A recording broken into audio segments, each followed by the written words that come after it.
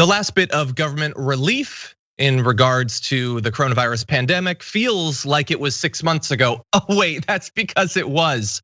They gave us a little bit of money, a little bit of enhanced unemployment. That's basically it. And then month after month after month has gone by with hundreds of thousands of people dying in between.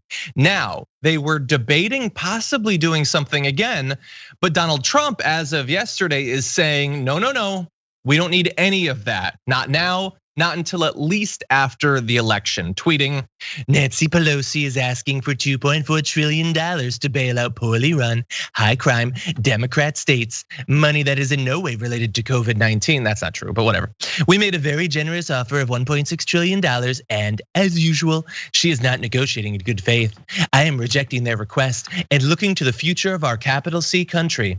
I have instructed my representatives to stop negotiating until after the election when, immediately after I win, we will pass a major stimulus bill that focuses on hardworking Americans and small business. Small is capitalized, business capitalized, who knows why.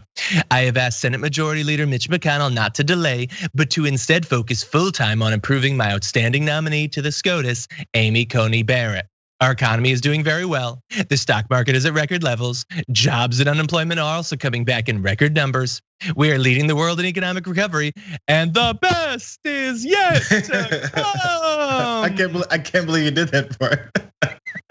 That's the only reason we're doing this, is because that was there. No, of course not. So look, we're gonna debate possible reasons for this, but top level, he's saying, screw everybody. If you've lost your job, if you're about to lose your home, you're about to lose your business, you're on the edge, you can't make ends meet. We'll see what happens after the election. I mean, I don't know how you can more hold something hostage than he is doing right now. And what he's holding is life-saving aid to the tune of trillions of dollars.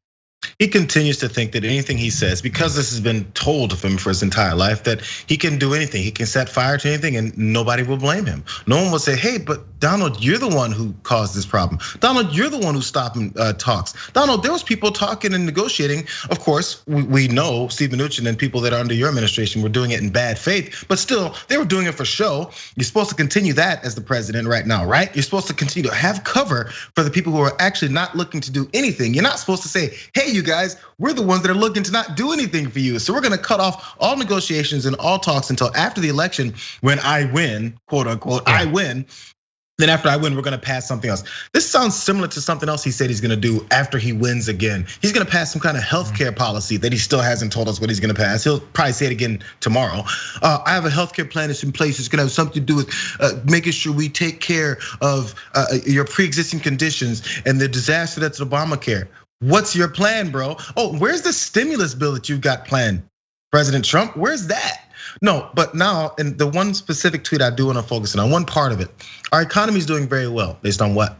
The stock market is at record levels. Maybe it is, but it's not after these tweets. That's for sure. So he's just pointing out, hey, you guys, the stock market, I want you guys to know the stock market is at this level right now. By the time you finish this string of tweets, it will be at a different place.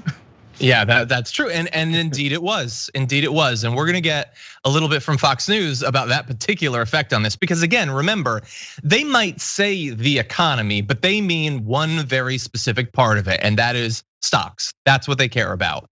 Now, here's the thing: he is apparently done with this whole process, but there are other people that would prefer that the government do something, including such biased people as Federal Reserve Chairman Powell, who said the expansion is still far from complete.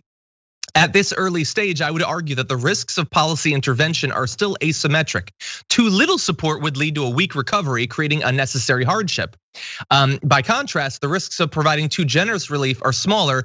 Even if policy actions ultimately prove to be greater than needed, they will not go to waste. So he's saying, like, do whatever you can, and if it's too much, cool, that's fine. No, but if it's not enough, then we might have an incredibly weak recovery, which Trump evidently doesn't care about. And some would say Mitch McConnell's willingness to go along with this, which remains to be seen, we'll have to find out, could be related to the fact that he's looking at the polls. He sees that Trump has a very low chance of actually legitimately winning this thing, and a little bit of economic chaos for Joe Biden, not necessarily the worst thing. And It's not like there's no precedent for a Democrat entering office and having to cover for the economic chaos produced by the former Republican president.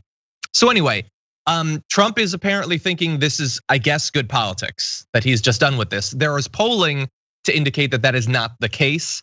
There's a new poll of the 928 registered voters who responded to the online Hill-Harris-X survey between the end of September, beginning of October.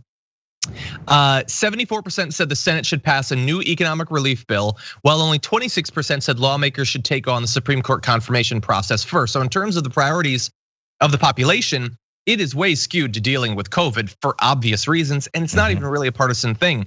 88% of Democrats, 77% of independents, and 55% of Republicans all say, do the aid before you do the Supreme Court. A majority of Republicans. Yeah, because it makes sense. That's the problem. So he thinks, again, as he thinks nothing will stick to him, he can say, oh, well, Nancy Pelosi and Democrats are holding up talks. Therefore, I'm gonna be the strong guy and cut them off completely, and everyone's gonna be on my side.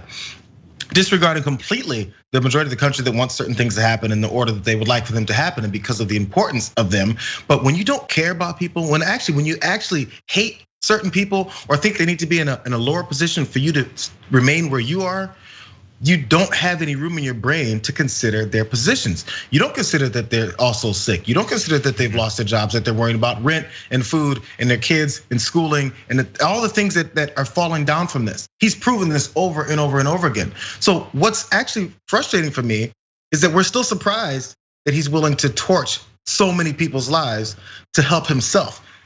I mean, I would be surprised that he's saying it so openly that I'm gonna hold this off until I can try to win.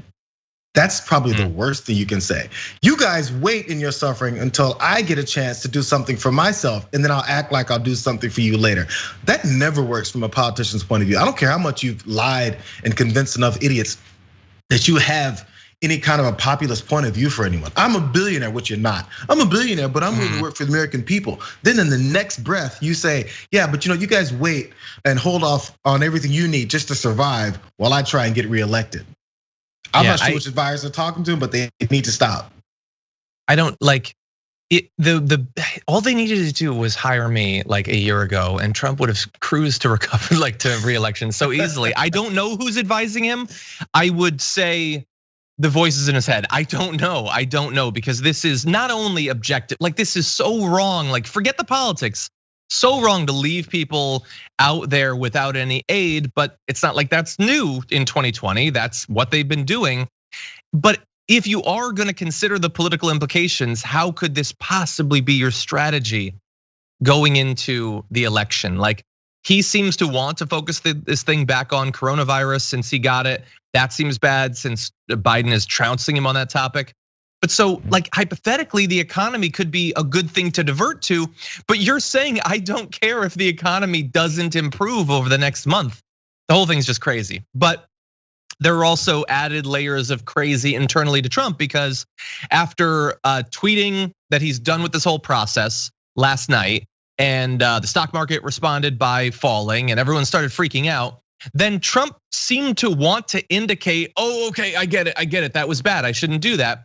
So then later he tweeted something to the effect of he would sign a standalone bill for stimulus checks, which I get from a populist point of view why he would want to pretend that he's in favor of that. Well, then why haven't you been pushing for that for literally 6 months now? And he said this morning, move fast, I'm waiting to sign, Speaker Pelosi. So he's waiting for that. But then get this, Jeff Stein, reporter for the Washington Post, tweeted this morning, good morning. In case there's any confusion about Trump's tweets last night, White House Chief of Staff Mark Meadows today said the stimulus negotiations are off. So he says they're done, then he pretends there's a hypothetical bill that he would sign. He wakes up this morning, says it again. Sorry, I'm implying that he slept there. I'm not sure that happened based on his tweeting over the past 24 hours. And then his chief of staff says, no, he really is done though. He really is done with this whole thing. What a terrible strategy in virtually every way that it could be. Yeah, so even the pushback not even a pushback, but the reversal, his backpedaling's now gone through, was affected, or at least I think, he's a bit afraid of the right people. I was just talking about how he doesn't really give a damn about the American people or the situations they're going through. But the Business Roundtable, which is a political group of organizations of people who represent CEOs, which he does care about because those are the money guys that fuel him. those guys came out and were against this. Part of their statement said, "We're troubled by the sudden halt of negotiations. Millions of American workers, families, and businesses are suffering." All that stuff that they don't really mean, because in reality, it's about them protecting themselves because the stock market took a hit. It's not actually about the American people, but they had to pose it that way so that they don't look like the idiots that they are. Anyway, so that's the pressure that he received that actually made him think twice about it. But as you pointed out, and as Trump usually goes, any kind of response or backpedal is still toothless because he actually doesn't know how to reverse these types of things. He's not the one negotiating, number one. You're not creating a bill. Again, this dictator thinks he's the judicial, the executive, and the legislative branch. He thinks he's everything. So he thinks he can tweet on top of it all, "I've informed the entire Republican Party to not negotiate anymore at all about any of this." Bro, you're not in the Senate, you're not in Congress. Sit back and do what you're gonna do, which is nothing at this point from your balcony that you need to look at the American people from. So the pressure comes from money guys, and now he decides to backpedal on it. Just think about the route that is, and how he came into to try and run for president in the first place, and said he's going to represent the normal guy and the American people. Look who's affecting his thought process. It's the CEOs and the people at the business roundtable. That's who's affecting his decisions. Yeah. So like he's president, like he literally has unlimited money to try to use to not only do a good thing, protect people from losing their jobs, dying from COVID, all of that, but assure his re-election, and he doesn't want to do that. He just doesn't seem to want to do that.